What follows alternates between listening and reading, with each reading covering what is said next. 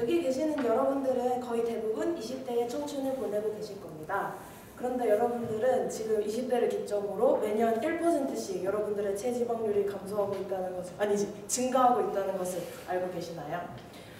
일례로 저희과 어떤 교수님께서는 어렸을 때 육상 선수를 하셔서 굉장히 지금까지도 날씬한 좋은 몸매를 유지를 하고 계시는데, 몸무게는 20대 때 그대로인데 체지방률이 점점 항상 오른다고 합니다. 그러니까 이처럼 20세를 기준으로 우리의 몸은 따로 노력하지 않으면 점점 이제 지방이 쌓이고 다양한 질병의 위험에 노출이 되게 되는데요. 그래서 바로 우리가 이것이 운동을 지금부터 시작해야 하는 이유입니다. 대부분 운동에 참여하는 사람들의 목적은 비만을 예방하고 비만이 일으키는 다양한 합병증, 대사증후군 같은 것으로부터 우리를 보호하기 위해서 혹은 미용의 목적으로 많이 하는데요. 저는 오늘 체육 분야 전공자로서 여러분에게 체중 감소를 위해 운동을 효과적으로 할 수 있는 방법에 대해서 소개를 해드리고자 합니다. 순서는 먼저 운동 시 꼭 알아야 될 세 가지의 원리, 그리고 체중 감소를 위한 효과적인 운동 방법, 그리고 근력 운동의 중요성에 대해서 말씀을 드리겠습니다. 미국 스포츠 의학회에서 출간한 운동 처방 지침에 따르면 운동 시 효과를 볼 수 있는 세 가지의 원리로 과부하, 개별성, 계속성의 원리를 제시하고 있습니다.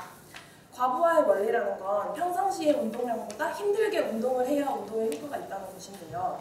보통 그냥 설렁설렁 운동하고 나는 운동했어 이렇게 생각하시는 분들이 계시는데, 그건 운동을 안 하는 힘만 못하는, 효과가 전혀 없는 그런 상태가 됩니다.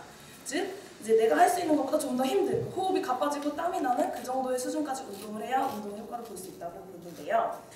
저번에 예를 들어 배드민턴을 치시는 분이 계신다고 하셨는데, 그분과 그리고 운동을 전혀 하지 않은 만약 그런 분이 계신다면 그 두 사람의 체력 수준은 당연히 다르겠죠. 그럼 이 두 사람은 같은 강도의 운동을 하는 게 아니라 이분은 조금 더 힘든 운동을 해야지 운동 효과가 있을 것으로 볼 수 있겠죠. 그래서 이런 거를 개인차에 따라서 다르게 한다고 개별성의 원리라고 얘기를 합니다. 그리고 계속성은 계속 지속해서 운동을 해야, 잠깐 운동을 해서 변화가 생기는 거는 그 어떤 신경계 쪽인 요인에 따라서 그런 거고, 계속 지속적으로 한 달 이상은 운동을 해야 운동의 효과를 볼 수 있습니다. 이러한 원리들을 지켜야 우리는 운동 효과를 기대할 수 있고, 그럼 이제 내가 힘들 만한 정도의 운동 강도를 어느 정도 알겠고 운동 지속할 마음도 있는데, 그럼 이제 운동을, 특히 지방을 이제 태우려면 어떻게 운동을 해야 하는가에 대해서 설명을 해드리겠습니다. 체중 감소를 위한 운동에서 가장 중요한 결정 요인은 시간과 강도인데요. 이제 그런 얘기를 많이 들어보셨을 거예요. 주 5회 이상 30분 이상 중강도 이상의 운동을 해야 운동을 할 수 있다, 뭐 이런 얘기를 했는데, 근데 여기서 중강도란 무엇이냐? 중강도는 내가 운동을 하고 나서 친구랑 조금은 힘들지만 얘기를 할 수 있는 정도가 중강도라고 보시면 됩니다.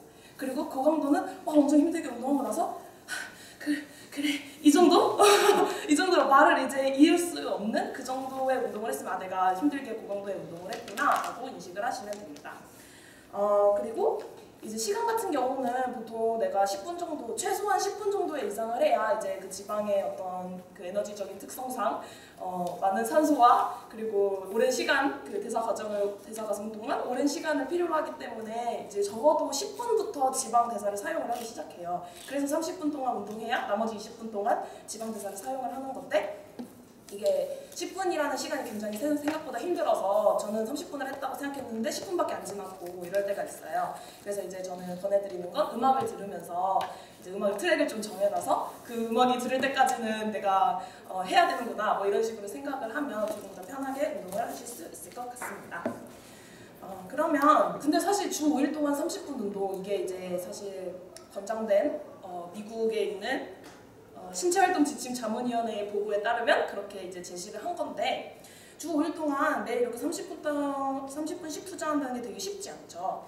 그래서 이제 대부분 시중에서 유튜브에 이렇게 보면 근력 운동과 관련된 엄청 빠르게 5분 동안 하고 막 운동을 이제 그만큼의 운동 효과를 볼 수 있다, 이런 게 굉장히 많은데, 사실 그런 운동도 운동 효과를 볼 수 있다고 보여집니다. 왜냐하면 일단은 당연히 지방을 연소하기 위해서는 이제 30분 이상 그런 지방이 충분히 탈 수 있는 그런 시간을 줘야 하지만, 근력 운동을 한다는 것 자체도 운동을 아예 안 하는 제가 안정시 상태에 있는 것보다 어쨌든 에너지 소비량을 늘리게 되죠. 네, 당연히 그 운동을 하는 동안 소비량을 늘리니까 그만큼의 어떤 칼로리 소모가 있으므로 이제 늘려줄 수 있다. 처음에 효과가 있을 수 있다. 그리고 두 번째는 그러니까 근육이 많아지면 우리가 안정시의 기초 대사량이 많아져요. 그래서 근육이 많은 사람들이 좀 더 안정시 대사율이 더 높은 거죠. 그래서 근육 운동이 만약 유산소 운동과 함께 병행된다면 훨씬 더 좋은 효과를 볼 수 있는 걸로 보입니다.